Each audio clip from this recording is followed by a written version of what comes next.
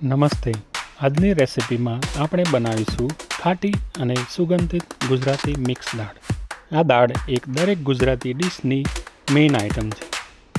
સરળ, પૌષ્ટિક અને ખૂબ જ સ્વાદિષ્ટ. ઇન્ગ્રેડિયન્ટનું લિસ્ટ તમારી સામે છે, સ્ક્રીનશોટ લઈ લેજો. આ બધી દાળને ધોઈને 20 મિનિટ પલાળી લેજો. મિક્સ દાળ બનાવતા હોય તો બીજા કોઈ એક્સ્ટ્રા મસાલાની જરૂર નથી. ચાલો હવે બનાવવાની રીત જોઈ લઈએ.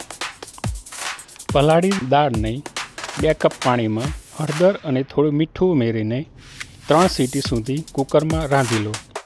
કુકર ખોલીને દાળને મિક્સ કરી દો અને જરૂર મુજબ પાણી ઉમેરી દો. ધ્યાન રાખો કે દાળ બહુ જાડી કે બહુ પાતળી ના હોય.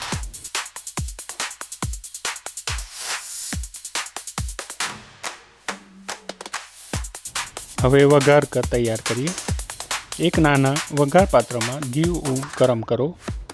તેમાં જીરું, લાલ મરચું, હિંગ અને કઢી પત્તા ઉમેરો.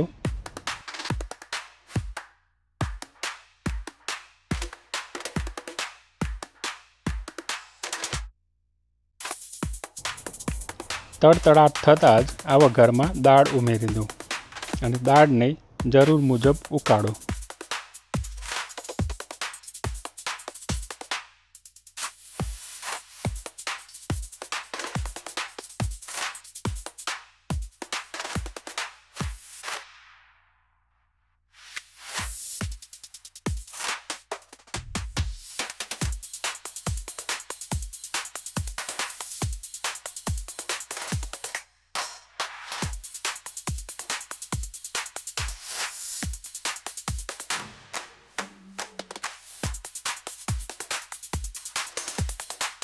ગુજરાતી દાળ એક હળવી, ખાટી મીઠી અને દરેક વ્યક્તિને ભાવે તેવી.